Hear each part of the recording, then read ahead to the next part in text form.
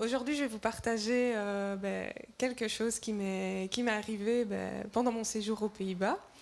Et je ne vais pas seulement faire un témoignage, mais je vais aussi un peu vous parler des enseignements que j'ai tirés de cette expérience. Parfois, je vais partir un peu dans des détails, mais c'est parce que je vois Dieu aussi à travers les détails, et pour moi, c'est important aussi d'expliquer ça. Donc, voilà. Donc pour ceux qui ne le savent pas, je fais un doctorat et dans le cadre de ce doctorat, j'ai commencé à faire une collaboration avec les Pays-Bas et donc je suis partie en février. Tout d'abord, je dois dire que pour moi, c'était vraiment contre ma personnalité de sortir de ma zone de confort et de partir à l'étranger. Avant de partir, j'étais très bien dans ma vie. Enfin, moi, je me trouvais très bien, mais apparemment, Dieu voulait me pousser un peu hors de mes retranchements. Et c'est vraiment contre ma personnalité, vraiment de partir comme ça à l'aventure, j'ai envie de dire, même si c'est pas très loin, mais c'est pas mon truc, parce que j'avais aussi atteint une certaine stabilité et sécurité dans ma vie, et c'est quelque chose de très important pour moi. Enfin voilà, j'étais vraiment bien et j'avais des amis, ma vie, et aussi après le Covid, c'était encore plus difficile pour moi parce que vraiment le Covid, on avait une certaine routine et tout ça. Et bon, là, c'était vraiment partir à l'aventure. Et oui, du coup, voilà, il a été décidé que je fasse cette collaboration, mais je suis quand même partie avec de bons a priori parce que je savais que Dieu était avec moi et que c'était quelque chose qu'il voulait que je fasse ce séjour. Et je me suis dit, voilà, je vais avec Dieu, tout va bien. Voilà, je suis partie avec de bons a priori vraiment. Et ce qu'il y a aussi, c'est que je suis quelqu'un de stressé de base. Hein. Je suis pas, voilà, j'ai pas la paix facilement. Et voilà, c'est un peu comme Franca. Je me bataille avec mes émotions. Donc voilà. Mais du coup, déjà, c'était difficile de trouver un logement pour habiter là-bas parce qu'aux Pays-Bas, il y a une densité de population qui est très élevée et donc c'est difficile de trouver un logement. Et donc j'étais déjà stressée avant d'y aller parce que j'avais du mal à trouver un logement. Mais finalement, j'en trouve un. Donc j'arrive le mardi 1er février. Oui, je me souviens que c'était un mardi. Donc voilà, je me souviens des détails comme je vous ai dit. Et donc j'avais un logement là-bas chez une dame qui louait une chambre et on avait fait deux vidéoconférences sur Skype, on avait parlé, ça se passait bien. Et au début, voilà, je suis hors de ma zone de confort comme je vous l'ai dit, mais je me dis ça va bien se passer quoi. Mais très très vite, cette dame, elle m'a imposé une liste de choses impossibles à respecter. Enfin, je veux dire, quand on est un être humain, on vit, on respire et on mange. Et pour elle, c'était déjà trop. Voilà.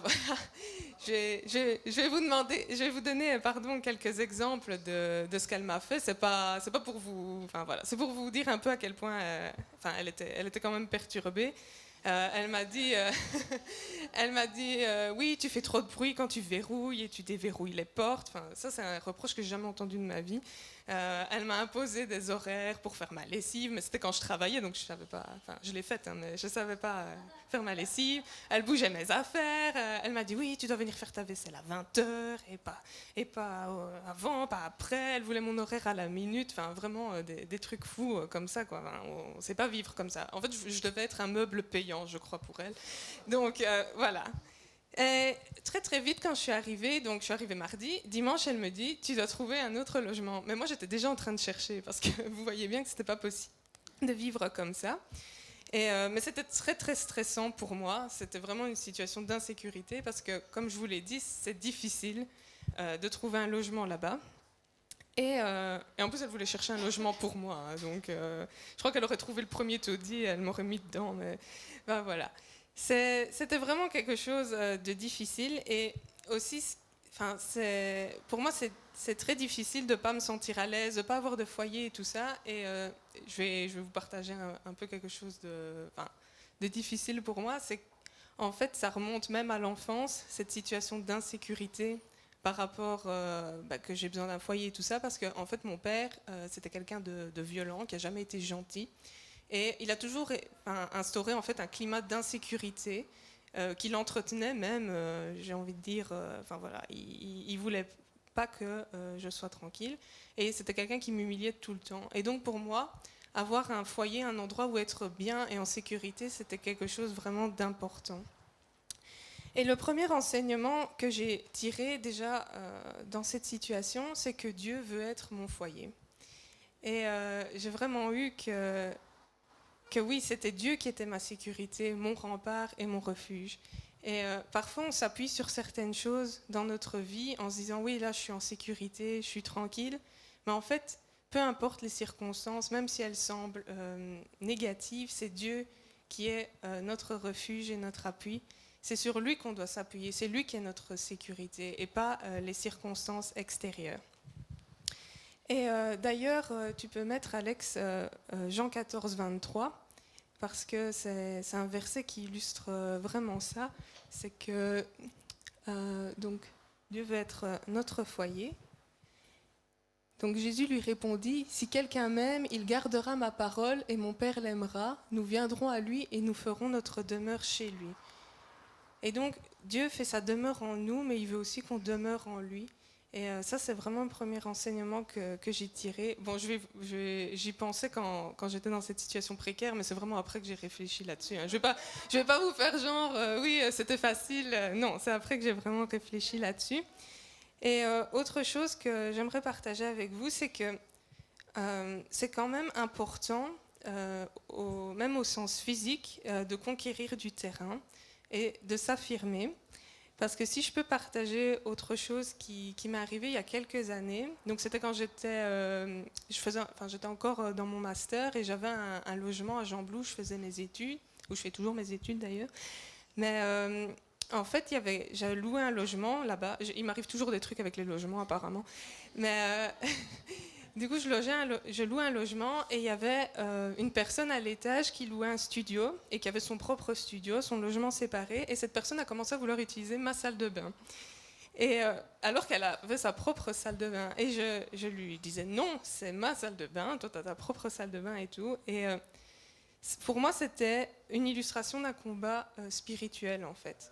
Et donc, en fait, même conquérir du terrain au sens physique pour les démons, c'est une représentation d'une conquête au sens spirituel. Et je pense qu'on doit faire attention à ça. Et dans cette situation où j'étais, donc je reviens par rapport à mon séjour aux Pays-Bas avec cette dame-là, je ne vais pas vous dire que j'aimais cette femme et que j'étais contente de la voir. J'étais en colère après elle parce que, enfin voilà, je suis quelqu'un de respectueux, de calme, bon voilà, et j'étais en colère après elle. Et j'étais vraiment fâchée. Et pourtant, le Saint-Esprit est venu mettre en moi des paroles d'apaisement pour cette femme.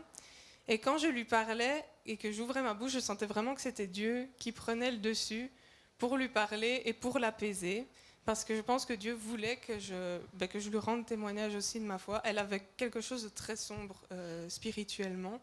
Mais je pense que Dieu voulait quand même la toucher. Bon, elle a rejeté ça, bien évidemment, mais enfin voilà, Dieu veut quand même voulait quand même la toucher. Et vous savez, des fois, quand on a des situations difficiles comme ça dans notre vie, on n'a pas envie d'être gentil et c'est un peu la réaction naturelle. Mais si on laisse le Saint-Esprit nous remplir, on peut vraiment faire la différence. Et je pense que j'avais dit ça à maman un soir où je lui téléphonais. Je lui avais dit on chasse pas les ténèbres avec des ténèbres, on les chasse avec de la lumière. Et donc franchement, c'est pas évident, mais si vous laissez le Saint-Esprit faire à votre place, enfin voilà, il peut se passer quelque chose. Et pendant tous ces jours, je suis restée que 2 semaines chez elle, mais c'était long quand même parce que c'était des situations, c'était pénible. Enfin voilà, j'ai appris que cette dame, elle était en burn-out, qu'elle avait des troubles autistiques en plus, et elle avait aussi de l'hyperacousie, donc c'est une sensibilité exacerbée au son. Je ne sais pas pourquoi elle louait un logement, sûrement pour l'argent, mais c'était quelqu'un qui avait vraiment beaucoup de problèmes et c'était pas évident. Et pendant toute cette période, même si moi j'étais vraiment troublée, perturbée, j'ai vraiment senti que Dieu était avec moi et qu'il me soutenait. Je me souviens avoir dit à quelqu'un là-bas, j'ai l'impression en ce moment que Dieu me lapide avec des versets parce qu'il y avait tout plein de versets qui me passaient par la tête et qui me touchaient. Et donc, Dieu, c'est vraiment un soutien et il ne nous abandonne pas, même dans les circonstances difficiles. Il m'a encore une fois montré qu'il était mon appui et mon soutien. Et maintenant, tu peux mettre le psaume 81, 7, 8. Ça, c'est un des exemples des versets que Dieu m'a donné et ça m'a vraiment soutenu. J'ai déchargé son épaule du fardeau et ses mains ont lâché la corbeille. Tu as crié dans la détresse et je t'ai délivré. Je t'ai répondu dans la retraite du tonnerre. Je t'ai éprouvé près des eaux de Mériba. Dieu, c'est un Dieu qui est bon. De toute cette expérience, c'est vraiment ce que je retiens, que Dieu est bon et qu'il était avec moi. Il a vraiment mis sa main pour me protéger et il m'a soutenue. Quand je suis arrivée aux Pays-Bas, tout de suite, je me suis intégrée à une communauté chrétienne qui se réunissait le mercredi soir. Ils s'appellent les Navigators, donc navigateurs. C'est une communauté internationale et j'étais déjà dans cette difficulté-là et ils ont prié pour moi. Et l'une de leurs leaders, Chelsea, elle m'avait dit que Dieu allait m'ouvrir une voie. Et c'est quelque chose que j'avais reçu déjà ici dans l'église avant mon séjour. Il y avait Christophe et Lily aussi qui m'avaient dit ça, que Dieu allait ouvrir des portes devant moi, que je ne devais pas avoir peur. Et j'avais aussi le chant Waymaker qu'on a chanté aujourd'hui. Donc j'avais vraiment ce chant en tête. Et donc c'était vraiment une situation très difficile. Et donc je suis arrivée un mardi et le mercredi, 2 semaines plus tard, cette dame, elle m'a mise à la porte. Elle a dit qu'elle ne me voulait plus. Donc c'était un mercredi soir. Moi j'étais complètement démunie parce que j'étais à l'étranger, tout ça. En plus c'était aussi en quelque sorte renoncer à un rêve quand même que Dieu avait mis en moi. Aussi par rapport à ma carrière, parce que c'était un séjour important pour ma carrière de recherche. Et j'avais vraiment très peur, je pleurais. En plus, elle était vraiment agressive, elle disait qu'elle appelait la police, et finalement, c'est moi qui l'ai appelée. Mais je veux dire, ils ont rien fait, mais bon, voilà. Et elle m'a mise dehors, et c'était une situation difficile. Et donc, j'ai téléphoné à la seule personne qui pouvait m'aider à ce moment-là, c'était l'autre responsable de ce groupe chrétien qui s'appelle Steve, et je lui ai dit, elle me met dehors. Je demandais juste rien, j'avais juste besoin de le dire à quelqu'un qui pouvait peut-être m'aider, et il m'a dit, il y a, nous, ce qu'on peut faire pour toi, on a une chambre d'amis, et on peut t'héberger quelques jours. Et ça, déjà, c'est vraiment un miracle, parce que je vous ai dit, dans cette ville-là, même trouver un logement en quelques semaines, c'est difficile. Mais alors là, c'était instantané, quoi. Et c'était vraiment Dieu qui pourvoyait à mes besoins. Et je les remercie déjà vraiment d'avoir pourvu. Et ensuite, il y a des amis à eux que je ne connais même pas, qui étaient chrétiens aussi, qui m'ont hébergé pendant plus d'1 mois, Marcel et Andrea, et je les remercie vraiment beaucoup aussi. Et vous voyez, j'étais en totale insécurité au niveau physique, quoi. J'avais nulle part où aller et Dieu a vraiment pourvu. Il y a vraiment parfois des situations qui semblent désespérées et Dieu vient les débloquer par sa grâce. Et je suis aussi vraiment contente d'avoir rejoint ce groupe parce que Dieu, il m'a vraiment déjà bénie à ce moment-là. Mais malgré ça, c'était difficile pour moi d'accepter de l'aide. Je ne sais pas si c'est par orgueil, mais je trouvais ça difficile parce que moi j'aime bien aider les autres, je suis heureuse de le faire, mais pour moi c'était vraiment difficile d'accepter de l'aide de leur part. Je me sentais pas légitime en fait, surtout parce qu'ils ne me connaissaient pas. Je pense que ça aurait été quelqu'un d'entre vous que je connais, j'aurais mieux accepté, mais eux je les connaissais à peine, voire pas du tout après. Et c'était vraiment difficile pour moi. Et je pense que des fois on est comme ça et on se dit oui ça va, j'ai mon problème, j'ai un plan A, B, C, jusque Z, voire plus loin. Mais c'est vrai, moi je suis comme ça, je fais toujours plein de plans dans ma tête. Si jamais il y a ça qui se passe, je vais faire ça. Et puis s'il y a ça, il y a ça. Et bon, ça se passe jamais comme je le planifie. Et il faut vraiment apprendre à laisser le contrôle à Dieu. Ça, c'est un autre enseignement que j'ai reçu. Et à accepter aussi l'aide que Dieu nous donne. Parce que parfois on veut se débrouiller, se dépatouiller tout seul, mais Dieu, il vient vraiment nous offrir l'aide dont on a besoin. Et c'est parfois dur à accepter, mais voilà. C'est un autre enseignement que j'ai reçu. Et là, tu peux mettre 2 Corinthiens 12, 9, s'il te plaît.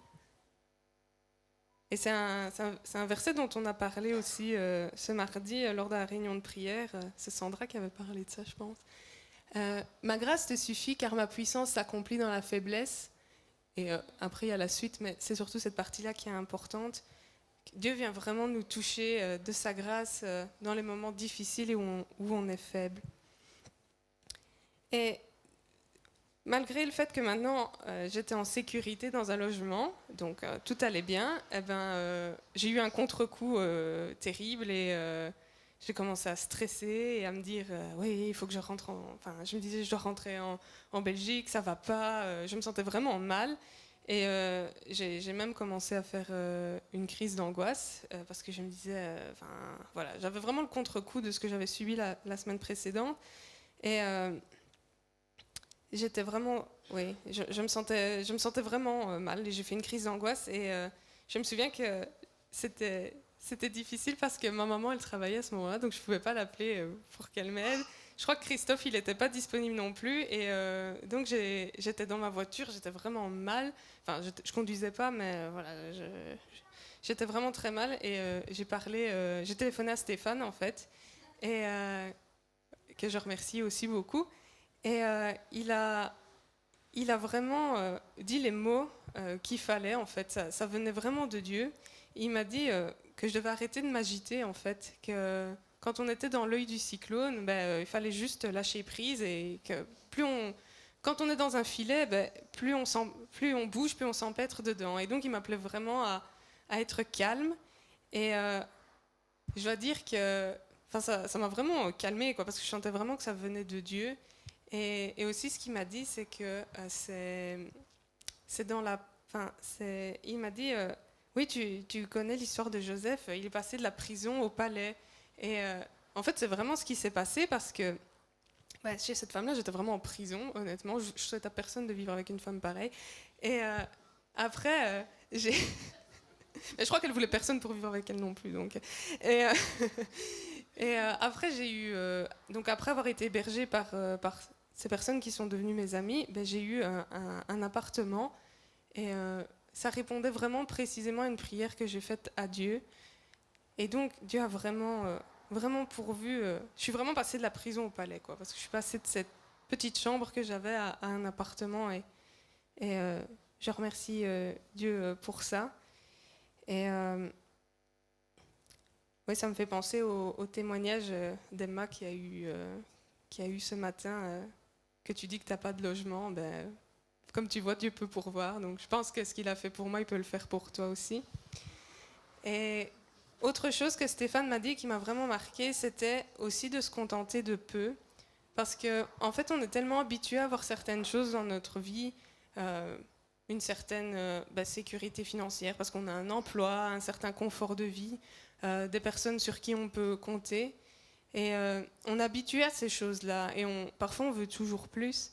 Mais je pense que Dieu nous appelle aussi à être reconnaissants pour les petites choses de notre vie. Et ça, c'est aussi un autre enseignement que j'ai tiré de cette expérience, c'est d'apprendre à se contenter de peu et à mieux apprécier les choses qu'on a. Et j'avais fait une liste des choses pour lesquelles j'étais reconnaissante à ce moment-là, dans cette période difficile.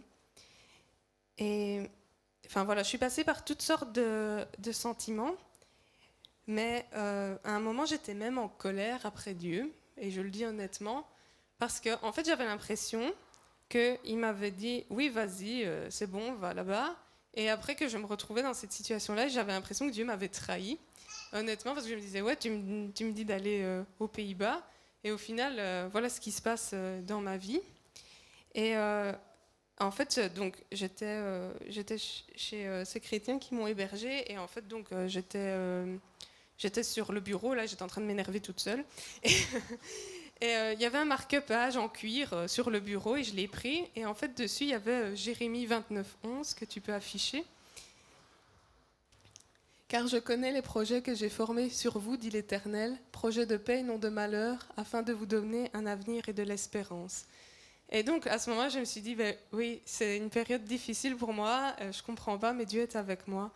Et enfin, voilà vraiment le verset qu'il m'a donné à ce moment-là. Et je vous avoue que même maintenant, j'en ai un peu le souffle coupé parce que je trouve ça merveilleux à quel point Dieu pourvoit et répond enfin, voilà, à mes prières. Donc vraiment toute cette expérience, ça a été quelque chose. Enfin, j'ai appris beaucoup. J'essaie ici de vous expliquer un peu tous les enseignements que j'ai tirés de cette expérience. Enfin, je crois que Dieu m'a vraiment permis d'avancer, que ça m'a permis de guérir de cette insécurité qu'il y avait en moi, comme je vous ai dit avec l'histoire du foyer. Ça m'a aussi permis de me rendre compte, j'ai vraiment appris ces derniers mois le sens de ce que c'était une communauté. Parce que bien sûr, je fais partie de cette communauté depuis 8 ans maintenant, mais je l'ai vraiment expérimenté. Déjà parce que vous avez tous, enfin la plupart d'entre vous en tout cas, vous avez prié pour moi. Et ça a beaucoup compté, que je me sente soutenue par vous pendant ces jours-là. Les gens qui me demandaient comment ça se passe, est-ce que tu as trouvé un logement et tout ça, je me sentais déjà vraiment soutenue par vous. Et ça m'a vraiment beaucoup aidée. Et aussi, quand j'ai rejoint cette communauté chrétienne qui se réunissait le mercredi soir, j'ai vraiment aussi expérimenté ce que c'était la communauté. Déjà parce qu'ils ne me connaissaient pas et ils m'ont hébergée. Et je me suis dit, oui, en fait, c'est vraiment ça, faire partie d'une communauté chrétienne. On est tous là les uns pour les autres. On est chacun une partie du corps de Christ et on est là pour se soutenir. Et enfin, pour moi, ça a été vraiment comme une révélation, en fait, parce que des fois, on est un petit peu, on aime bien être indépendant, on aime bien faire les choses par soi-même. Et là, j'ai vraiment expérimenté cette communauté, cette hospitalité. Tu peux mettre Acte 4, 32. C'est un verset que j'ai eu à ce moment-là et qui a vraiment aussi illustré ce que c'était qu'une communauté. La multitude de ceux qui avaient cru n'était qu'un cœur et qu'une âme. Nul ne disait que ses biens lui appartinssent en propre, mais tout était commun entre eux. Et j'ai vraiment expérimenté ça parce qu'ils ont vraiment partagé vraiment leur logement avec moi. Et enfin, pour moi, c'est vraiment extraordinaire parce que je pense que même maintenant, je ne serais pas capable d'héberger quelqu'un que je ne connais pas. Donc, je trouve ça vraiment, vraiment merveilleux. Et j'arrive déjà plus ou moins à la fin, mais là-bas, enfin voilà, j'ai vraiment expérimenté la communauté avec eux et j'ai commencé aussi à m'investir dans ce groupe-là et à diriger quelques études bibliques pendant l'été. Et pour moi, ça a été important aussi de contribuer et d'apporter. Et en fait, quand on fait partie d'une communauté, comme je vous ai dit, on a notre foyer en Dieu, mais on est toute une famille en fait pour Dieu. Et il y a vraiment un sentiment d'appartenance qui, je pense, est fort. Et d'ailleurs, aujourd'hui, on a chanté Dieu règne. Mais Dieu règne dans nos vies et on a tous ça en commun et on appartient tous à Dieu. Et quelque chose aussi que j'ai vraiment appris, c'est au niveau de la communauté, c'est que, vous savez, dans le protestantisme, il y a beaucoup de dénominations. Et dans ce groupe que j'ai rejoint, c'est vraiment interdénominationnel et il y a même des personnes qui sont catholiques. Et j'ai appris vraiment à voir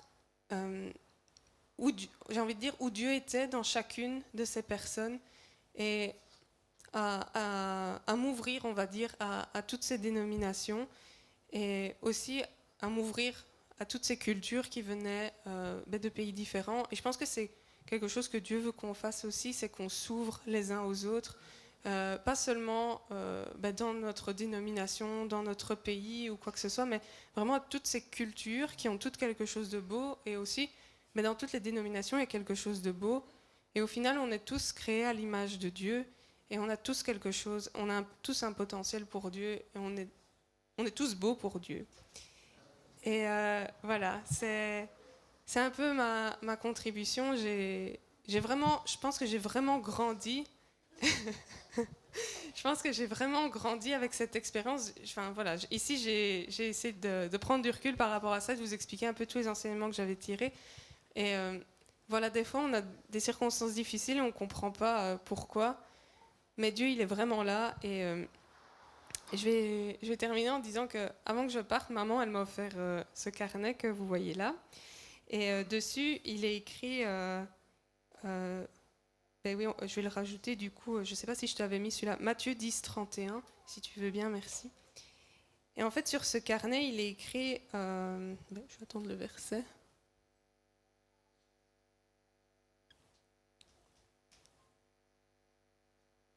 Ne craignez donc point, vous valez plus que beaucoup de passereaux. Dans certaines traductions, il est mis moineaux. Et donc, ce cahier que maman m'a offert, en fait, elle me l'a offert et elle m'a rien dit. Mais en fait, après cette histoire-là, elle m'a dit oui, en te l'offrant, je savais qu'il allait arriver quelque chose de difficile. Elle me l'a pas dit pour ne pas m'effrayer, mais elle a dit, elle m'a dit qu'elle savait, puisque Dieu avait mis ce verset-là, qu'il allait pourvoir dans cette difficulté. Et vraiment, dans toute cette expérience que j'ai vécue, Dieu a vraiment été là du début à la fin. Et Dieu, il est avec vous aussi du début à la fin pour pouvoir à vos besoins. Et même si vous ne comprenez pas, faites confiance à Dieu parce qu'il a la solution. Et ça sera incroyable et ça sera pour sa gloire de toute façon. Donc vraiment, ma conclusion, c'est que Dieu est bon. Et voilà, je vous remercie pour vos prières. Et voilà, merci beaucoup.